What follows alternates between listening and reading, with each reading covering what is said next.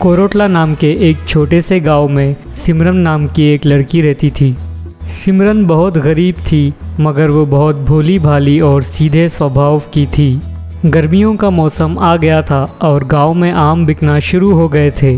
उस गांव में रमेश नाम का एक आदमी आम की होटल लगाया था, जिसका नाम टेस्टी मैंगो बाइट्स था। इस गांव में सबसे बड़े और मज़ेदार आम सिर्फ मेरे होटल में ही मिलते हैं। रमेश की होटल में जाने लोग लाइन लगाकर खड़े थे हैं और रमेश सिर्फ अमीर लोगों को अपनी होटल में जाने की इजाज़त देता है। एक बार सिमरन मैंगो होटल के सामने से जा रही होती है, तभी उसकी नज़र उस होटल पर पड़ती है। अरे वाह, मैंगो होटल! मुझे तो आम बहुत पसंद है। काश मेरे पास कुछ पैसे होते तो मैं भी होटल में जाकर आम खाती। सिमरन की ये बात सुनकर राज नाम का एक आदमी निराश हो जाता है और सिमरन के पास जाता है। क्या हुआ बेटी, तुम क्या इतना सोच रही हो? मुझे अंदर जाकर आम खाना है, मगर मेरे पास इसके पैसे नहीं हैं। तुम पैसों की फ़िक्र मत करो सिमरन, मैं तुम्हें अपने पैसों से आम खिलाऊंगा। तुम अपना जी भरकर आम खाना। ये सुनकर सिमरन खुश हो जाती है और सिमरन और राज मिलकर होटल में चले जाते हैं। होटल के दरवाजे पर रमेश उन दोनों को रोकता है और कहता है, तुम दोनों कहाँ जा रहे हो? तुम्हें पता नहीं हर कोई अंदर नहीं जा सकता। हम दोनों अंदर आम खाने जा रहे हैं। अच्छा, तो तुम लोग आम खाने अंदर जा रहे हो? तुम्हें नहीं पता कि यहाँ सिर्फ अमीर लोग ही जा सकते हैं? वैसे भी तुम लोगों की औकात ही क्या है? तुम्हें अंदर भी जाऊँगा तो मेरे होटल की वैल्यू गिर जाएगी। तुम ये क्या बकवास कर रहे हो? क्या कोई ग्राहक के साथ ऐसी बात करता है? अच्छा हुआ हमें तुम्हारे बारे में पहले ही पता चल गया। हम लोग तुम्हारी होटल पर कभी नहीं आएंगे। ये सब सुनकर सिमरन रोने लगती है और वहाँ से भागकर चले जाती है। भागते भागते सिमरन एक जंगल में पहुँच जाती है। मैं तो सिर्फ आम खाना चाहती थी, लेकिन इस दुनिया को सिर्फ मेरी गरीबी दिखाई देती है। इस तरह सिमरन रोने लगती है और तभी अचानक उसके सामने एक चमत्कार होता है और उसमें से एक जीनी निकलता है। रोना अभी बंद करो सिमरन। ये आवाज़ सुनकर सिमरन डर जाती है। मैंने तुम्हारी सब बात सुन ली है, अब तुम्हारा फ़िक्र करने का वक्त ख़त्म हो गया है। ये आम तुम्हारे लिए है। आम हाथ में लेकर सिमरन कहती है, ये तो सिर्फ एक आम है और ये आज ही ख़त्म हो जाएगा। इससे मेरा क्या होगा?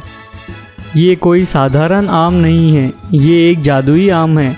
इस आम को अगर तुम अपने दिल से प्यार करोगी तो ये आम एक विशाल रूप में बन जाएगा और तुम उसे ज़िंदगी भर खा पाओगी।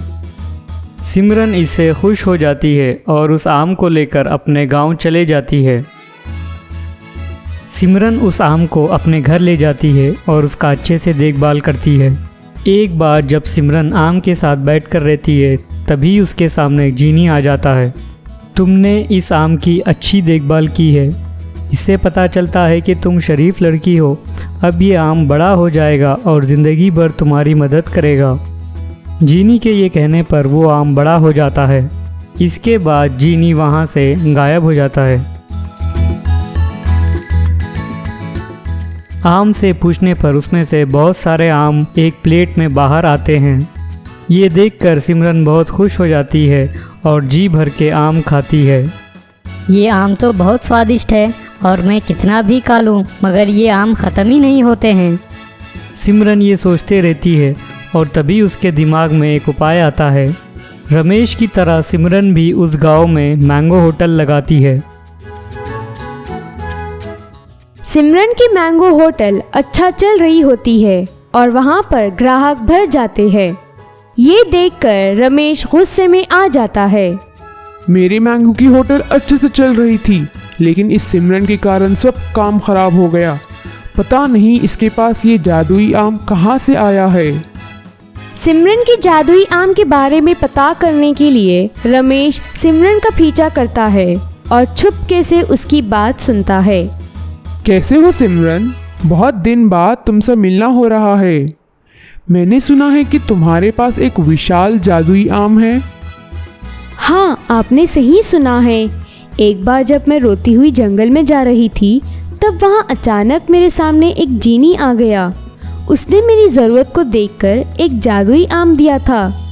अब वो जादुई आम बड़ा हो गया है और उससे पूछने पर बहुत सारे आम निकलते हैं। राज और सिमरन की बात सुनकर रमेश खुश हो जाता है और सोचता है, अच्छा तो ये राज है। मैं भी अब सिमरन की तरह जंगल में जाऊंगा और जीनी से जादुई आम मांगूंगा। इसके बाद रमेश जंगल में चला जाता है और वहाँ पहुंचकर रोने लगता है। मुझे आम चाहिए, बहुत भूख लगी है। रमेश की आवाज़ सुनकर जीनी वहाँ आ जाता है। क्या हुआ, तुम क्यों इतना रो रहे हो? मैं बहुत गरीब आदमी हूँ, मुझे बहुत भूख लगी है, मुझे खाने के लिए आम चाहिए। रमेश, तुम अब रोना बंद करो और ये जादुई आम ले लो। इस आम की अच्छे से देखभाल करोगे तो ये आम कुछ दिन बाद बहुत बड़ा हो जाएगा और इसमें से आम निकलने लगेंगे। जादुई आम लेकर रमेश खुश हो जाता है और वहाँ से चला जाता है। हा हा हा, देखा कैसे मैंने इस जीनी को बुद्धू बनाया है। अब मेरे पास भी सिमरन की तरह आम होंगे।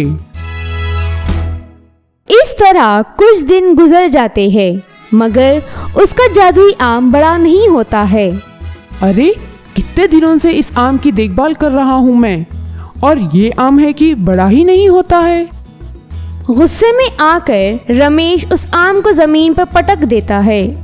तभी अचानक उस आम में से एक रोशनी निकलती है और एक राक्षस में बदल जाता है। अरे बाप रे, ये क्या हो गया है? ये आम तो एक राक्षस बन गया है। इसके बाद वहाँ पर जीनी आ जाता है और कहता है, मैंने तुम्हें इस आम की अच्छे से देखभाल करने को कहा था मगर तुमने उसे ज़मीन पर पटक दिया। अब ये राक्षस तुम्हें सबक सिखाएगा। इसके बाद वो राक्षस रमेश की खूब पिटाई करता है। अगर आपको ये वीडियो पसंद आया है तो आपको हमारा चैनल भी पसंद आएगा, इसीलिए इस चैनल को सब्सक्राइब कीजिए और हमारे वीडियोस को लाइक कीजिए।